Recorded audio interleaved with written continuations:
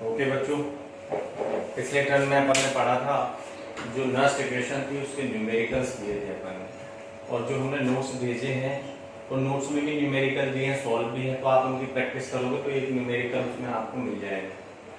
तो बच्चों राखी के बाद का आज पहला टॉपिक है, यानी टोटल आपका 5वें नंबर का वीडियो आज हम आपको अपलोड करेंगे। ठीक है, तो आज का टॉपिक है ताप गुणांक, टेम्परेचर कोफिशिएंट। ठीक है, क्या है बच्चों? ताप गुणांक यानी टेम्परेचर कोफिशिएंट। डेफिनेशन क्या है? 1 डिग्री सेंटीग्रेड ताप परिवर्तित होने पर सेल के विभव में जो परिवर्तन होता है उसी सेल का ताप गुणांक कहते हैं। क्या कहा हमने? 1 डिग्री सेंटीग्रेड ताप परिवर्तित करने पर, यानी टेम्परेचर को यदि 1 डिग्री सेंटीग्रेड कर दिया जाए तो जो T है क्या है? सेल का विभव है। इसमें जो परिवर्तन होगा उसे हम ताप गुणांक कहते हैं। और कांस्टेंट प्रेशर पर, यानी जो ये परिवर्तन होता है यह स्थिर दाब पर होता है, यानी एक वायुमंडलीय दाब पर होता है, क्योंकि जो एक्सपेरिमेंट होता है वायुमंडल दाब पर ही करते हैं। तो क्या कह रहा है? 1 डिग्री सेंटीग्रेड टेम्परेचर चेंज करने पर सेल के विभव में जो चेंज होता है, परिवर्तन होता है, उसी सेल का ताप गुणांक कहते हैं। ताप गुणांक यानी परिभाषा से हमने ये फॉर्मूला डेवलप कर लिया। 1 डिग्री सेंटीग्रेड ताप परिवर्तन, कंडीशन क्या है? स्थिर दाब पर, यानी ताप का मान 1 डिग्री सेंटीग्रेड कर देंगे तो जो ताप गुणांक है वो किसके बराबर हो जाएगा? डेल्टा ई के बराबर हो जाएगा। ई क्या है? सेल का विभव, और डेल साइन क्या बताता है? परिवर्तन को। तो 1 डिग्री सेंटीग्रेड ताप परिवर्तित करने पर सेल के विभव में जो परिवर्तन होता है उसे ही हम ताप गुणांक कहते हैं, यानी टेम्परेचर कोफिशिएंट कहते हैं। Is that clear? अब जो ताप गुणांक है इसको सेल की एंट्रोपी, एंट्रोपी क्या होती है? किसी भी तंत्र की अस्त व्यस्तता की माप को एंट्रोपी कहते हैं, ऐसे रिप्रेजेंट करते हैं। तो ये जो एंट्रोपी है इसका ताप गुणांक से क्या रिलेशन है? Del S is equal to N F, F तो Faraday, N number of moles of electron.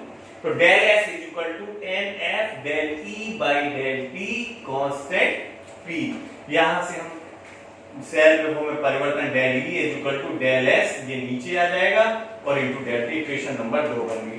यदि हम सेल विभव का में परिवर्तन E1 करें तो टेम्परेचर T1 हो जाता है, और परिवर्तन E2 करने पर टेम्परेचर कितना हो जाता है? T2 हो जाता है। इन सीमाओं के मध्य समीकरण 2 का समाकलन करने पर देखिए बच्चों, डेल ई ये लोअर लिमिट है, सॉरी यहां पर आएगा E1, ये लोअर लिमिट है, ये अपर लिमिट है E2। E1 पर टेम्परेचर कितना था? T1, और जैसे ही हमने विभव E2 किया टेम्परेचर कितना हो गया? T2 हो गया। तो बच्चों del E is equal to ये लोअर लिमिट, ये upper limit, del S by N F, T1 T2 and del, इसका समाकलन E होता है, इसका समाकलन T होता है। अपर लिमिट में से लोअर लिमिट को माइनस कर दिए, यहां से हमने T2 निकाल लिया, T1 plus del S upon N F, T2 minus T1। समीकरण 3 ताप गुणांक में होने वाले परिवर्तन की व्याख्या करती है। इस समीकरण के द्वारा यदि हमें एक सेल का विभव ज्ञात हो, एंट्रोपी ज्ञात हो, और T1 टेम्परेचर और T2 ज्ञात हो, तो हम सेल विभव E2 की गणना कर सकते हैं। तो ये बच्चों ये ताप गुणांक है, टेम्परेचर कोफिशिएंट है। 1 नंबर की डेफिनेशन आ जाती है, जो आपके एमसीक्यू टाइप क्वेश्चन आते हैं उनमें क्वेश्चन पूछा जाता है ताप गुणांक से क्या तात्पर्य है। तो आप लिख सकते हो 1 डिग्री सेंटीग्रेड ताप परिवर्तन करने पर सेल के विभव में जो परिवर्तन होता है उसे हम ताप गुणांक यानी टेम्परेचर कोफिशिएंट कहते हैं। इसके ये temperature coefficient del E by del T constant P से प्रदर्शित करते हैं। एंट्रोपी और ताप गुणांक में ये रिलेशन हो गया। कंडीशन अप्लाई करने पर समीकरण T मिल जाए। इस तरीके से बच्चों अगर इसकी आप प्रैक्टिस करोगे तो आपको लर्न करना है केवल इसमें क्या एंट्रोपी और ताप गुणांक में क्या रिलेशन होता है। Del S is equal to N F del E by del T constant P. ये समीकरण याद हो जाएगी तो आप समीकरण 3 को आसानी से ड्राइव कर सकते हो। ओके, दूसरा टॉपिक है बच्चों आज सेल के विद्युत वाहक बल का मापन, ये भी बच्चों आ जाता है एक नंबर। बड़ा सिंपल है, केवल आप प्रायोगिक व्यवस्था है, एक्सपेरिमेंटल है, एक्सपेरिमेंटली ज्ञात कर सकते हैं अपन। सेल का विद्युत वाहक बल का मापन करने के लिए एक प्रायोगिक एक एक्सपेरिमेंट करते हैं बच्चों। ये परिपथ बनाया हुआ है, यहाँ पर ये देखिए, ये बैटरी है, ये इसका पॉजिटिव नोड है, ये नेगेटिव नोड है, और ये परिपथ को हमने इससे जोड़ दिया। ये दो सेल है, एक तो अपन ने EX ले लिया, एक ES ले लिया। ES जो है मानक सेल का विद्युत वाहक बल है, और EX जो है अज्ञात सेल का विद्युत वाहक बल है, जिसे हमें ज्ञात करना है। EX क्या है बच्चों? जहां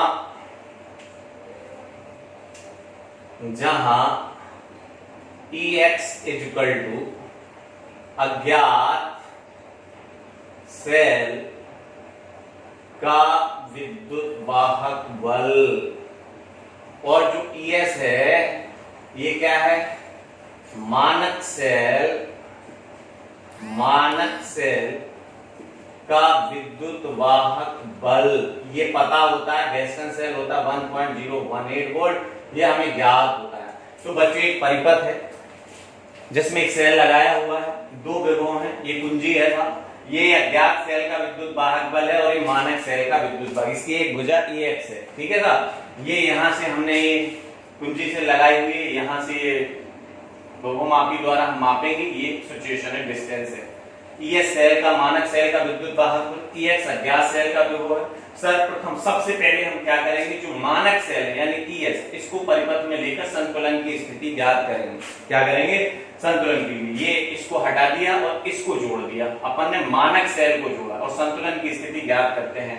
मान लेते हैं कि जो संतुलन की स्थिति है वो कहां X पर ज्ञात होती है। X को हम लिख सकते हैं कि जो विभव होगा ये भुजा EX के समानुपाती होगा, तो हमने लिख दिया ES समानुपाती, एक समीकरण नंबर 3। सेम इसी तरीके से अब हमने क्या किया, इसको हटा दिया, अब किसको लिया हमने? अज्ञात सेल के को परिपथ में ले लिया। मान लेते हैं संतुलन की, जैसे हमने अज्ञात सेल के विभव को लिया, अब मानक सेल को परिपथ से हटा दिया, अज्ञात सेल को परिपथ से जोड़ दिया, तथा संतुलन की स्थिति किस बिंदु पर प्राप्त हुई बच्चों? मान लेते हैं X डैश बिंदु पर प्राप्त हुई। तो हम क्या लिख सकते हैं? EX is directly proportional to AX dash हो गया। समीकरण 1 डिवाइडेड बाय समीकरण 2, ES divided by EX is equal to AX upon AX dash. यहां से हम अज्ञात सेल का विभव ज्ञात कर सकते हैं। ES multiply AX dash upon AX, के समीकरण नंबर 3 आ गई। अब जो सूत्र बना, ये ES तो अपन को पता है, मानक सेल का विद्युत वाहक बल, जो वेस्टर्न सेल आगे पढ़ाएंगे आपको, अगला टॉपिक होगा 1.018 वोल्ट होता है। AX और AX डैश का मान रख लेंगे, ये दूरियां अपन को पता होंगी, ये AX और ये AX डैश रख के हम अज्ञात सेल का विद्युत वाहक बल ज्ञात कर सकते हैं। बच्चों एक बार फिर से रिपीट करता हूं, सेल के विद्युत वाहक बल का मापन करते हैं। सेल के विद्युत वाहक बल का मापन करने के लिए प्रायोगिक व्यवस्था, एक परिपथ बनाते हैं। साहब ये परिपथ है, दो विभव लेते हैं, एक तो EX है और ES है, बैटरी से जोड़ करके, कुंजी से जोड़ करके इनका संबंध विभवमापी से कर देते हैं। जो ES है मानक सेल का विद्युत वाहक बल है, EX जो है अज्ञात सेल का विद्युत वाहक बल है, जो मुझे ज्ञात करना है।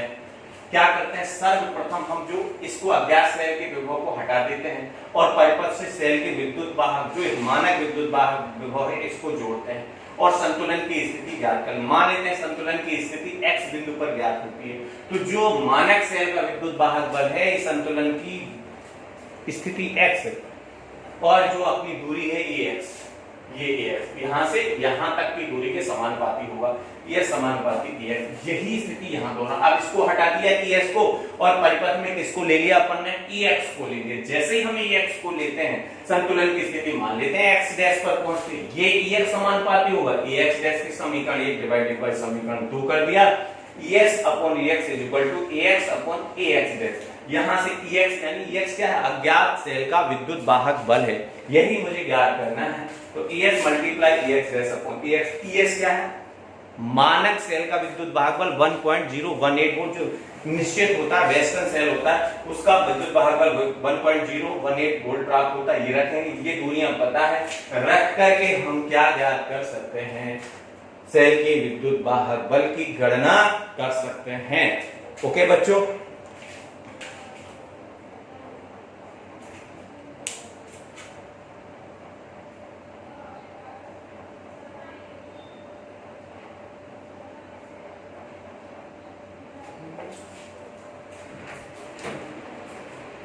ये अभी 10 मिनट में बना लिए।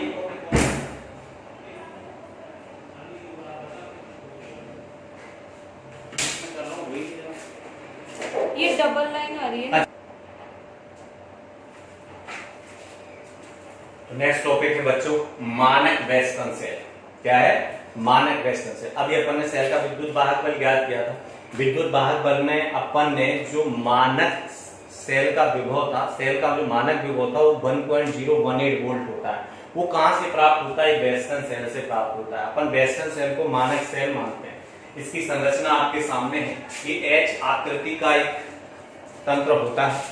इसमें हम क्या करते हैं? संतृप्त CdS4 भर देते हैं और इसमें नीचे की तरफ एक सिरे पर Hg प्लस Hg2SO4 भर देते हैं, यानी ये मर्क्यूरस सल्फेट प्लस मरकरी, और दूसरे सिरे पर कैडमियम अमलगम भर देते हैं, यानी मरकरी के साथ कैडमियम अमलगम होता है।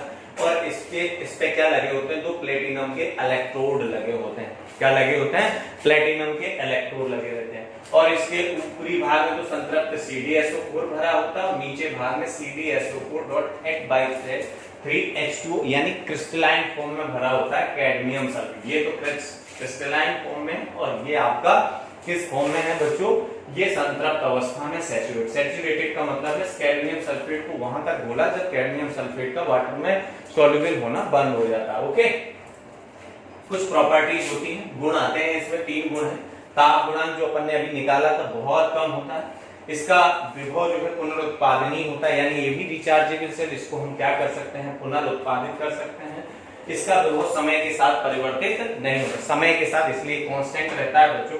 रिएक्शन में रिएक्शन, चलिए एनोड पर क्या होता है बच्चों? ऑक्सीडेशन होता है। ऑक्सीडेशन क्या होता है? ऑक्सीडेशन इज ए डी इलेक्ट्रोनेशन, यानी ऑक्सीकरण में हमेशा इलेक्ट्रॉन त्यागे जाते हैं। एनोड किसका बना हुआ है? एनोड पे कैडमियम भरा हुआ है। कैडमियम की +2 वैलेंसी होती है। जितनी वैलेंसी होती है उतने ही इलेक्ट्रॉन लेफ्ट किए जाते हैं। कैडमियम 2 इलेक्ट्रॉन को लेफ्ट करता है। जब कोई धातु इलेक्ट्रॉन त्यागती है तो उस पर धनावेश आता है। कितने इलेक्ट्रॉन त्यागे गए बच्चों? 2 इलेक्ट्रॉन त्यागे गए, इसलिए इस पर आवेश कितना आ गया? 2+ आवेश आ गया। तो ये ऑक्सीकरण हो गया।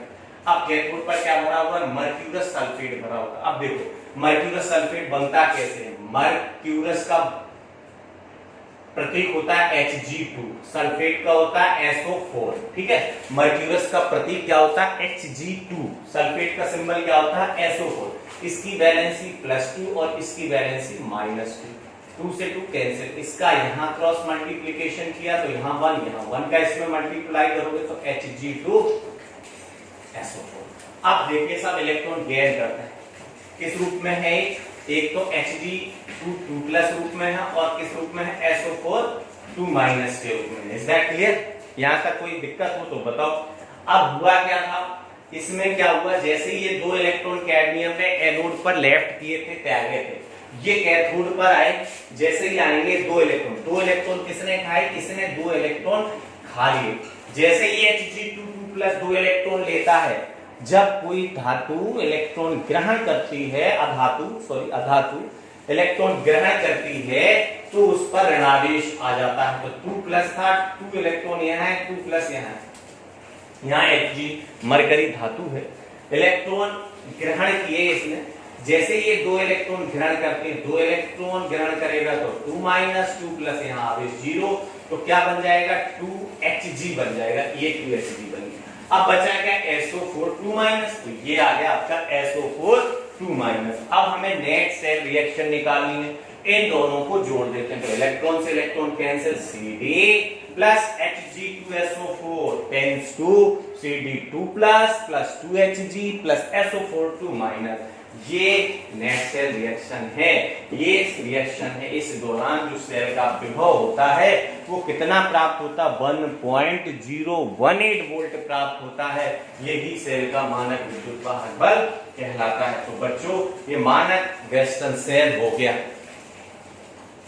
इसके बाद बच्चों आज हमने 3 टॉपिक पढ़ा दिया आपको। एक तो ताप गुणांक, दूसरा हमने आपको पढ़ाया है ताप गुणांक के बाद हमने आपको मानक रेस्टन सेल पढ़ा है और सेल का विद्युत वाहक बल कैसे ज्ञात करते हैं। 3 टॉपिक हैं, इन तीनों टॉपिक को आपको पढ़ना है। इसके बाद कल हम संदर्भ इलेक्ट्रोड की बात करेंगे। Okay then, nice meeting you, see you again.